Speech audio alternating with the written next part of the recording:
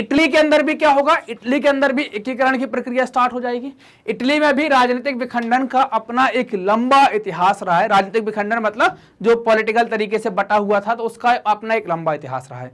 इस दौरान अनेक वंशानुगत राज्यों तथा बहुराष्ट्रीय हैब्सबर्ग साम्राज्य के में ये बटा हुआ था। कई बहुराष्ट्रीय हैब्सबर्ग साम्राज्य का मतलब क्या है, हैब्सबर्ग साम्राज्य के अंतर्गत कई सारे देशों का, कई सारे राज्यों का साम्राज्य आया करता था। तो कई सारे राजा इस पर शासन करते थे और कुछ इलाकों में कौन कर रहा था, हैब्सबर्ग साम्राज्य के लोग शासन कर रहे थे या हैब्सबर्ग के खानदान के राजा शासन कर रहे थे। इटली प्रमुख रूप से 7 भागों में बटा हुआ था। इनमें से केवल एक राज्य है सार्डिनिया पीडमोंट, इस पर ही इटली राजघराने का या इतावली राजघराने का शासन था। दक्षिणी क्षेत्र में स्पेन के बूर्बो वंश के राजाओं का शासन था या बूर्बो वंश के राजाओं के अधीन थे। मध्य इलाकों पर पोप का शासन हुआ करता था। इतावली भाषा ने भी अभी तक साझा रूप से पहचान हासिल नहीं की थी, साझा रूप हासिल नहीं किया था। उसके विविध क्षेत्रीय और स्थानीय रूप या स्थानीय बोलियां उसकी मौजूद हुआ करती थी। ये फोटो आप देखें, इटली क्या है, ये इटली के आप छोटे छोटे 6-7 पार्ट आप देख पा रहे हैं। और ये क्या है, ये एकीकृत इटली है कि ऐसा इटली बना दिया जाएगा तो एकीकृत हो जाएगा। अभी क्या है, छोटे छोटे पार्ट में इटली को आप देख पा रहे हैं, अलग अलग राज्यों में इटली को आप देख पा रहे हैं। ऐसे 7 राज्य आप देखेंगे यहां पर। तो इटली के एकीकरण की जो विचार किसने प्रकट किए थे, हमने अभी पहले भी पढ़ा हुआ है कि जुसेप्पे मैत्सनी जो है, इनके द्वारा एकीकृत इतावली गणराज्य का विचार रखा गया था और एक इनने उसके लिए अपना एक सुविचारित कार्यक्रम भी प्रस्तुत किया था कैसे इसको हो। इसके लिए उन्होंने यंग इटली नाम का एक गुप्त संगठन भी बनाया हुआ था। जिम्मेदारी गई पीडमोंट, ये सार्डिनिया पीडमोंट के शासक विक्टर एमेनुएल द्वितीय के कंधों पर। इनके कंधों पर जिम्मेदारी आती है कि इटली के 7 राज्यों को जोड़ दिया जाए और इनको जोड़कर एक एकीकृत इटली बनाया जाए। इसकी जिम्मेदारी इन्होंने ले ली। राजा ने जिम्मेदारी ली तो राजा के साथ वो जिम्मेदारी उनके एक मंत्री, जो मंत्रियों के प्रमुख थे, मंत्री प्रमुख काबूर के कंधे पर आ जाती है। काबूर ने इटली के प्रदेशों को एकीकृत किया और एकीकृत करने वाले आंदोलनों का नेतृत्व भी किया।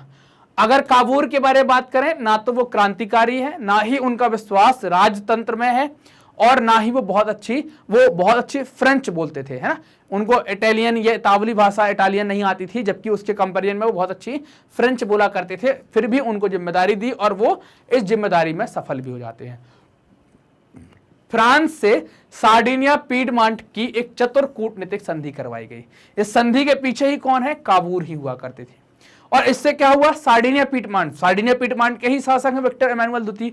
सार्डिनिया पीडमोंट ने 1859 में ऑस्ट्रेलियाई बलों को हरा दिया और जुसेप्पे गैरिबाल्डी के नेतृत्व में कई सारे युद्ध होते हैं। जैसे अब ये युद्ध हो रहे हैं तो इस युद्ध के अंतर्गत भाई सेना की कमी होगी, तो सेना में बहुत सारे स्वयंसेवक हथियारों के साथ सशस्त्र स्वयंसेवक हिस्सा ले जाते हैं। 1860 में दक्षिण इटली और 2 सिसिलियों के राज्यों में यह सेना प्रवेश करती है।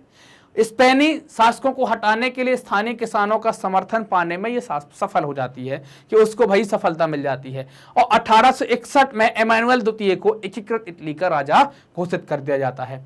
तो इसमें 3 नाम आपके सामने आ गए। एक तो विक्टर एमेनुएल द्वितीय, दूसरा आ गया काबूर का, तीसरा आ गया जुसेप्पे गैरिबाल्डी का। और एक नाम आपको याद रखना है कि एकीकृत इटली का विचार किसने दिया था, तो वो किसके द्वारा दिया गया था, जुसेप्पे मैत्सनी के द्वारा ये विचार दिया गया था। 4 नाम आपको इसमें याद रखने हैं। अब इटली में जो है वो निरक्षरता, मतलब कम पढ़े लिखे लोगों की दर ज्यादा थी, निरक्षरता की दर ज्यादा थी। तो उदारवादी राष्ट्रवादी विचारधारा से वो लोग क्या थे, अनजान थे, उनको पता ही नहीं था, वो समझते नहीं थे। जो उनने गैरिबाल्डी के समर्थन में जो किसान आए थे, उनको पता ही नहीं था कि हम कर क्या रहे हैं। उदाहरण के तौर पर देखिए, इटालिया के बारे में वो जानते ही नहीं थे, उन्हें सुना ही नहीं था। वो जबकि क्या जानते कि ला टालिया जो है वो विक्टर एमेनुएल की पत्नी है, उन्हें ऐसा सुना हुआ था। तो इससे आप अंदाजा लगा सकते हैं कि वो लोग पढ़े लिखे नहीं थे, निरक्षरता की दर कितनी ऊपर रखी होगी। क्लियर। अब इटली का और जर्मनी का एकीकरण हो गया तो ब्रिटेन कहां पीछे रहने वाला था, तो ब्रिटेन की कहानी भी आपके सामने है, ब्रिटेन की अजीब दास्तान। राष्ट्र या राष्ट्र राज्य का जो आदर्श है वो कई सारे लोग कहते हैं कि ग्रेट ब्रिटेन है, इसने ही अपने आप को सबसे पहले राष्ट्र राज्य के रूप में स्थापित किया। इसे आदर्श कहने के पीछे उनके अपने कारण भी हैं, अपने लॉजिक भी हैं। क्या कारण देते हैं वो इसके पीछे, उनका कारण है कि ये ब्रिटेन के राष्ट्र राज्य का जो निर्माण हुआ वो अचानक नहीं हुआ, ये एक लंबे चलने वाली प्रक्रिया का नतीजा है। उस प्रक्रिया के द्वारा ही इस ब्रिटेन ग्रेट ब्रिटेन का निर्माण हुआ, जो राष्ट्र राज्य के रूप में स्थापित हुआ। खास तौर पर आप देखें 18वीं सदी के पहले कोई ब्रितानी राष्ट्र था नहीं। आपस में छोटे छोटे द्वीप समूह में रहने वाले लोग जैसे अंग्रेज, वेल्स, स्कॉट, आयरिश, इनकी जो सबकी पहचान है वो मुख्य पहचान क्या थी? निर्जातीय। निर्जातीय क्या हो जाता है? एक साझा नस्ली, मतलब एक कॉमन जो नस्ल है वो। जनजातीय सांस्कृतिक उद्गम, आपका एक जनजातीय सांस्कृतिक जो उद्गम मतलब पैदा हुए हैं, ये अथवा पृष्ठभूमि मतलब आपका जो बैकग्राउंड है, जिससे लोग क्या समझते हैं, जिससे लोग कई समुदाय अपनी पहचान बताते हैं। तो इन सब की पहचान मतलब इनकी नस्ल एक सी लग रही थी, कल्चर एक सा लग रहा था, वैसे कुछ थे। बाकी देश नहीं थे, छोटे छोटे से द्वीप बटे थे। आप ये फोटो में देख सकते हैं, ये ग्रेट ब्रिटेन या यूनाइटेड किंगडम की फोटो है। ये ऊपर का इलाका इसको आप स्कॉटलैंड के नाम से जानते हैं, नीचे का इलाका इसको आप इंग्लैंड के नाम से जानते हैं, ये इलाका वेल्स है और ये इलाका इसको आयरलैंड के नाम से आप जानते हैं। तो ये 4 एरिया आपको यहां पर देखने को मिल गए। क्लियर? तो अब ब्रिटेन की कैसे राष्ट्र राज बना, तो देखना आप, इन सभी समूहों की अपनी संस्कृति और राजनीतिक परंपराएं हुआ करती थी।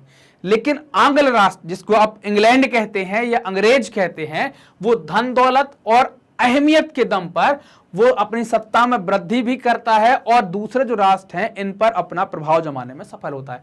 धन दौलत, अहमियत और सत्ता में वृद्धि के दम पर वो अन्य राष्ट्रों पर प्रभुत्व बढ़ाने में या प्रभुत्व जमाने में, प्रभाव जमाने में सफलता प्राप्त करता है।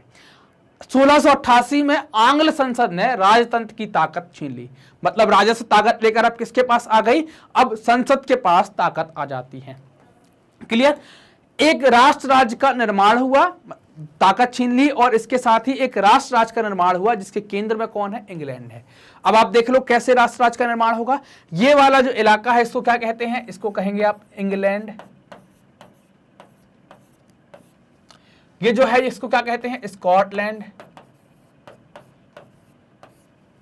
इसको क्या कहते हैं? ये वाला जो इलाका है पूरा इसको कहते हैं आयरलैंड।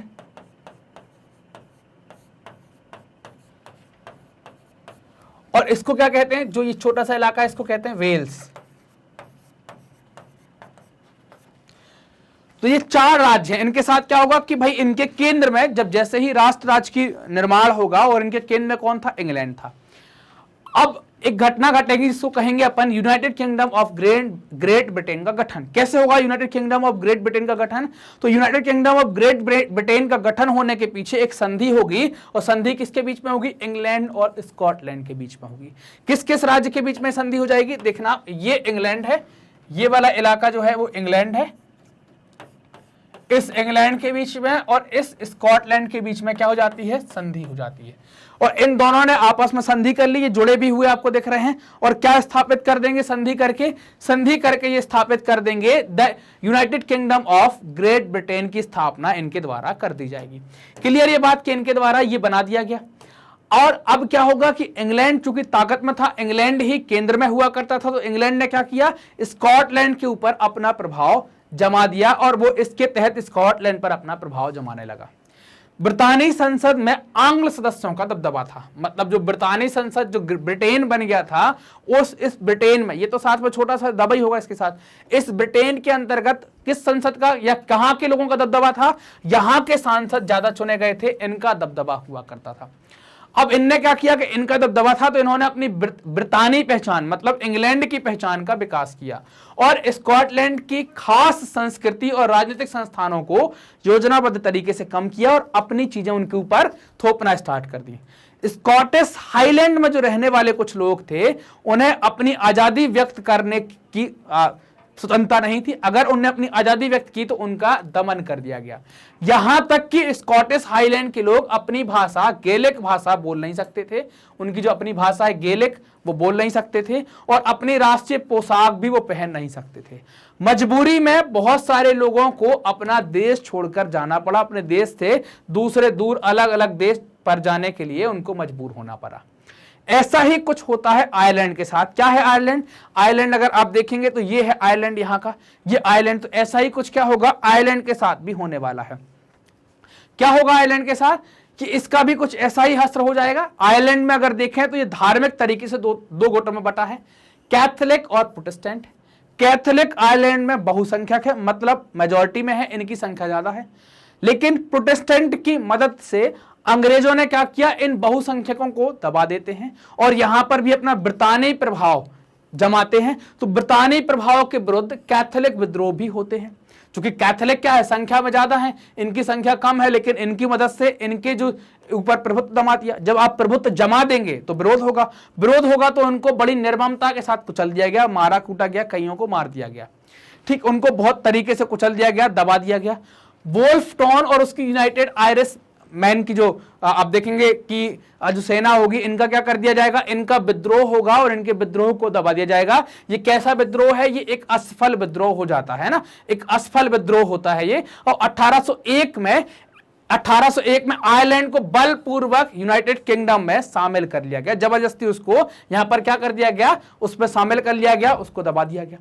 तो अब क्या हो गया, अब उसमें इंग्लैंड भी आ गया, उसमें स्कॉटलैंड भी आ गया। स्कॉटलैंड के साथ तो उसको इंग्लैंड ने समझौता कर लिया था, द ग्रेट ब्रिटेन बन गया था यूनाइटेड किंगडम, और आयरलैंड को मजबूरी में दबा दिया, धार्मिक आधार पर उसका उपयोग किया। और जब यह विद्रोह असफल हो जाता है तो उस असफल विद्रोह को क्या कर, असफल विद्रोह हो जाने के बाद 1801 में आयरलैंड को बलपूर्वक ब्रितानी राष्ट्र में मिला देते हैं।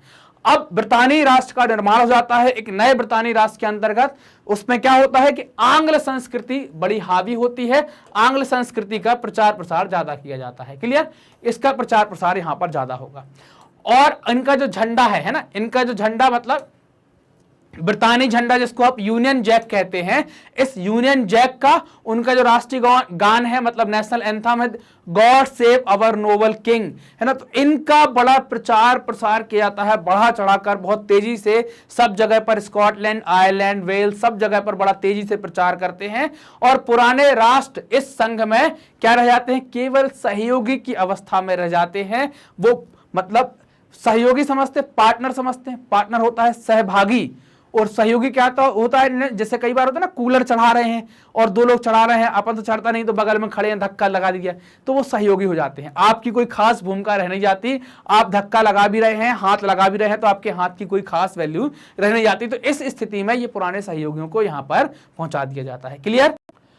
अब आता है कि राष्ट्र की दृश्य कल्पना, है ना, राष्ट्र के बारे में आपको विजुलाइज करना है, विजुलाइजिंग द नेशन, कैसे आप सोच पाएंगे।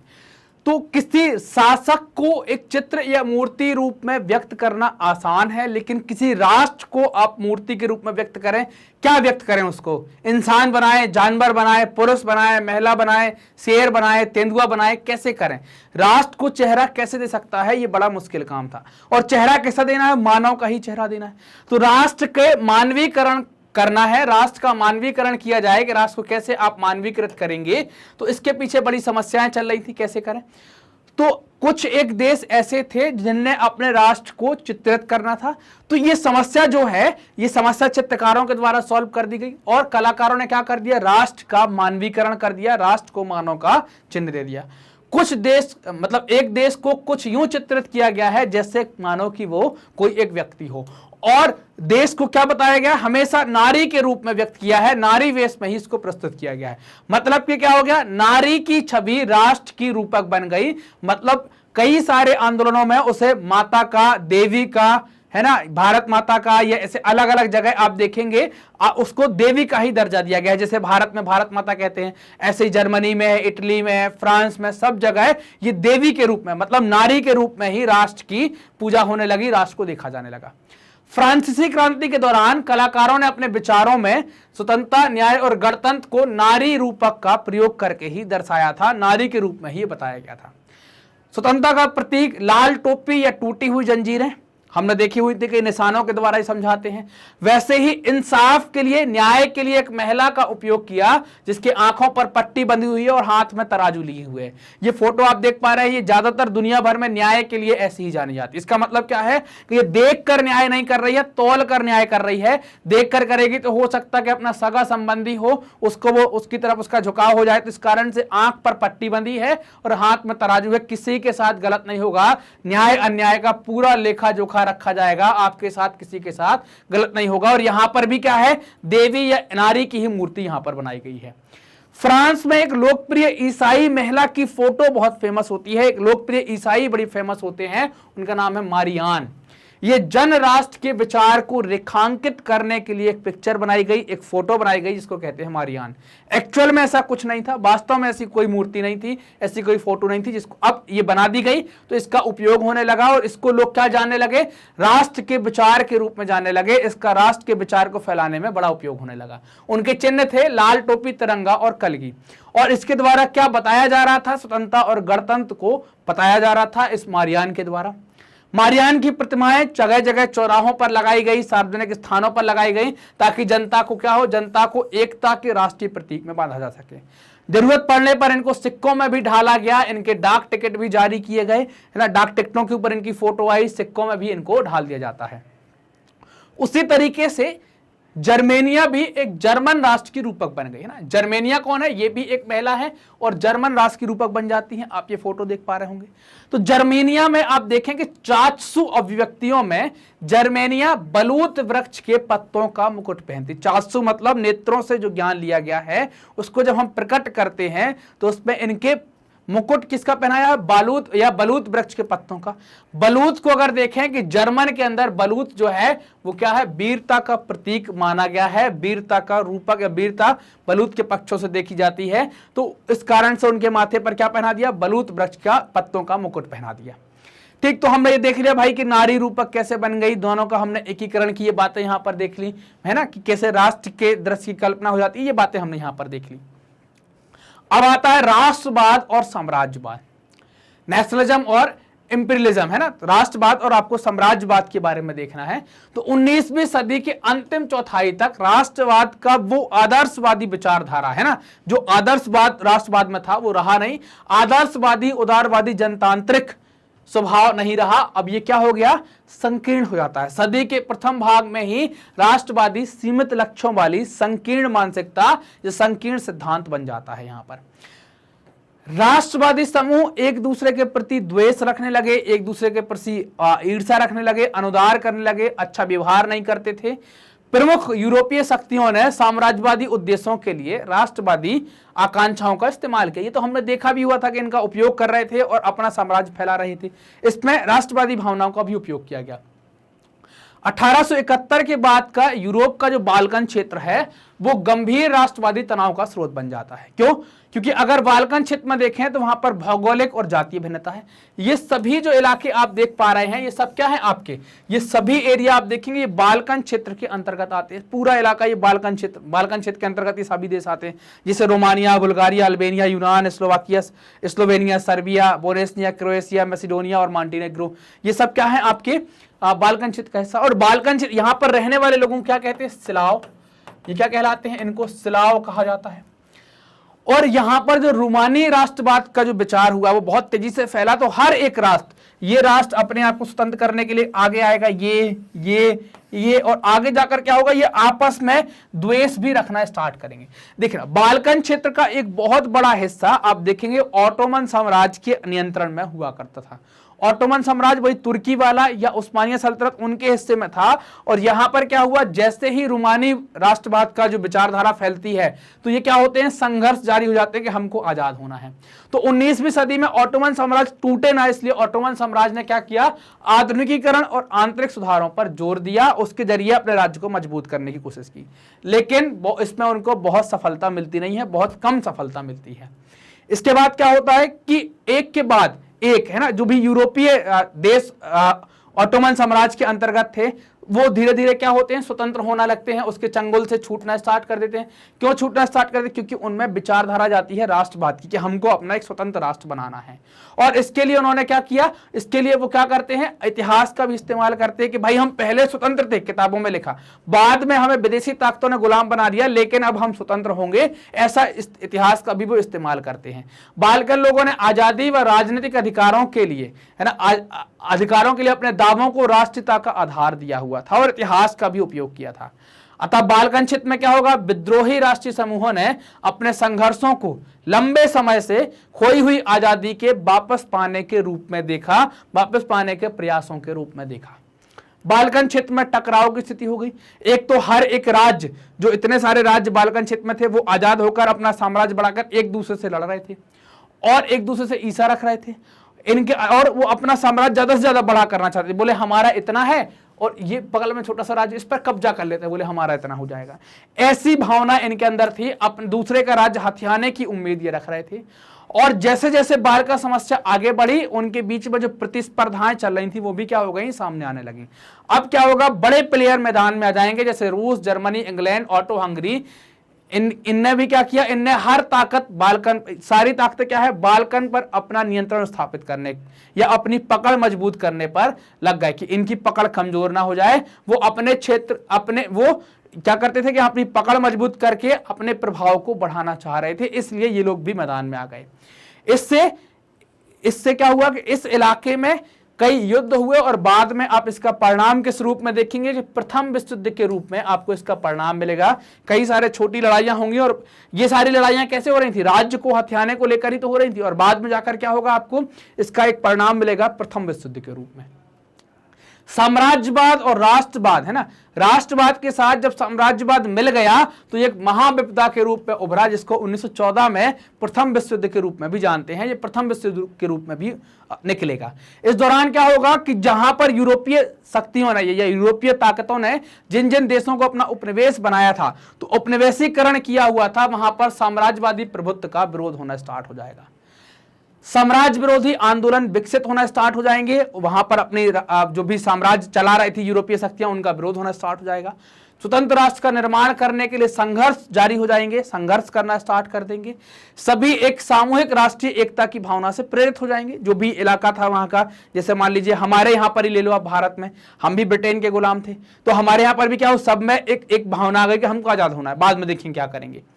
राष्ट्रवाद की यूरोपीय विचारधारा कहीं और आपको देखने को नहीं मिलेगी, कहीं और नहीं दोहराई गई।